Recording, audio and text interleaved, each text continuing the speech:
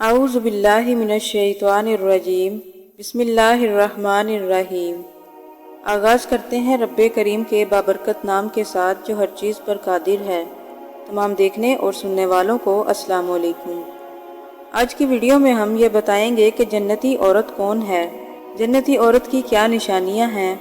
आप सल्लल्लाहु अलैहि वसल्लम ने जन्नती औरत की कौन कौन सी निशानियां बताईं। अहदीस की रोशनी में हम आपको मुकम्मल तफसील से आगाह करेंगे। वीडियो शुरू करने से पहले आपसे दरख्वास्त है, अगर आपने हमारे चैनल को सब्सक्राइब नहीं किया तो हमारे चैनल को ज़रूर सब्सक्राइब कर लें ताकि इस तरह की मालूमाती वीडियोस आप तक पहुंचती रहें। आप सल्लल्लाहु अलैहि वसल्लम ने फरमाया कि मैं तुम्हें जन्नती औरत के बारे में ना बताऊं कि वो कौन है। हमने अर्ज़ किया, जी हुजूर। आप सल्लल्लाहु अलैहि वसल्लम ने जवाब में फरमाया कि वो अपने शोहर से मोहब्बत करने वाली हो, ज़्यादा बच्चे पैदा करने वाली हो। अगर उसका शोहर किसी बात पर नाराज़ हो जाए या उसे बुरा भला कहे, इसके बावजूद वो अपने शोहर से कहे कि मेरा हाथ तुम्हारे हाथ में है, मैं इस वक्त तक ना सोऊंगी जब तक तुम खुश ना हो जाओ। हज़रत सोबान रज़ी अल्लाह ताला अन्हो फरमाते हैं कि हमने चाहा कि ज़रा मालूम करें कि कौन सा इंसान सबसे ज़्यादा फ़ायदेमंद है। हमारे पूछने पर आप सल्लल्लाहु अलैहि वसल्लम ने फरमाया, सबसे नफ़ा बख्श वो चीज़ है कि आदमी को जिक्र करने वाली ज़ुबान, शुक्र करने वाला दिल और ऐसी ईमानदार बीवी नसीब हो कि उसको दीन में मदद देने वाली हो। बेहतरीन औरत वही है जो मर्द को दीनदारी के मामलात में मदद करे, खुद भी अल्लाह ताला की याद में रहे, कभी जिक्र में, कभी नमाज में, कभी तिलावत में, कभी दुरूद शरीफ पढ़ने में और कभी इस्तग़फ़ार करने के लिए जागे और शोहर को भी साथ जगाए। ऐसी औरत मर्द के हक़ में बहुत बेहतर है, क्योंकि अगर उसका शोहर तंगी में आ जाए तो ऐसी औरत अपने शोहर को परेशान नहीं करती, क्योंकि हर वक्त ज़िक्र इलाही में जो मसरूफ़ रहती है। अब सवाल ये पैदा होता है कि क्या ऐसी औरत के लिए कोई बशारत भी है। ये औरत अपने शोहर से जन्नत में 500 साल पहले जाएगी, जो दीनदारी के मामलात में उसकी मददगार होगी। इसके अलावा आप सल्लल्लाहु अलैहि वसल्लम ने फरमाया कि जो औरत गुनाह के मामले में अल्लाह ताला से डरे और गुनाह ना करे और अपनी इज्जत की हिफाजत करे और शोहर की अताअत व फरमाबरदारी करे, उसके लिए जन्नत के 8 दरवाजे खोल दिए जाएंगे और ऐलान होगा कि जिस दरवाजे से चाहो जन्नत में दाखिल हो जाओ। कितनी बड़ी निशानी है जन्नती औरतों की, जो शोहर के अलावा किसी दूसरे पर नजर न डाले, अपने नाम और अपनी इज्जत की हिफाजत करे। लेकिन अगर किसी वजह से कोई गुनाह सरजद हो भी जाए तो फौरन तौबा इस्तग़फ़ार करे।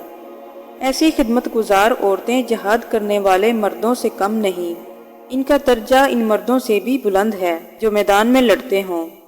हज़रत अनस रज़ी अल्लाह ताला अन्हो से रवायत है कि औरतों की एक जमात आप सल्लल्लाहु अलैहि वसल्लम के पास आई और आप सल्लल्लाहु अलैहि वसल्लम से पूछा कि ए अल्लाह के रसूल, हम औरतें तो जहाद की फजीलत से महरूम रह गई, मर्द तो हमसे आगे निकल गए। हम औरतों के लिए भी कोई ऐसा अमल है जिससे हम जहाद की फजीलत हासिल कर पाएं? तो आप सल्लल्लाहु अलैहि वसल्लम ने जवाब में फरमाया कि हाँ, घरेलू काम में लगना यह जहाद की फजीलत के बराबर है। सिर्फ यही नहीं बल्कि औरत बगैर माल खर्च किए सदक़े का सवाब हासिल कर सकती है। आप सल्लल्लाहु अलैहि वसल्लम ने फरमाया कि बीवी का शोहर की खिदमत करना सदका है। क्या खुश नसीब मर्द है जिसको ऐसी औरत नसीब हो जो सुबह नमाज फजर के लिए खुद भी उठे और शोहर को भी जगाए, इसके लिए पानी का इंतज़ाम करे, इसके सामान को हिफाजत से रखे, सर्दी में इसके लिए गर्म बिस्तर लगाए, नमाज के लिए कपड़े तैयार करे, इसके बच्चों की खिदमत करे, बर्तन साफ रखे, घर की सफाई सुथराई झाड़ पोंछ करे। ये औरत सबसे अफजल है और यही वो जन्नती औरत है। आप सल्लल्लाहु अलैहि वसल्लम ने औरत की 4 निशानियां बताईं। जिस औरत में ये 4 निशानियां पाई जाएं वो जन्नती है। आप सल्लल्लाहु अलैहि वसल्लम ने जन्नती औरत के बारे में जो पहली निशानी बताई वो ये है कि जो औरत नमाज की पाबंदी करे, यानी जब नमाज का वक्त हो जाए तो अपने घर के तमाम काम काज तर्क कर दे और अगर सो रही हो तो जाग जाए और वक्त पर नमाज अदा करे और नमाज की फिक्र में रहे, तो ये औरत जन्नती औरत है और ये जन्नती औरत की पहली निशानी है। जन्नती औरत की दूसरी निशानी जो आप सल्लल्लाहु अलैहि वसल्लम ने फरमाई, वो औरत जो रमज़ान के रोज़े रखे, अगर कोई शरई उज़र ना हो यानी मखसूस अय्याम के अलावा औरत रमज़ान के तमाम रोज़े रखे और रोज़े को बिल्कुल ना छोड़े, तो ये औरत जन्नती औरत है।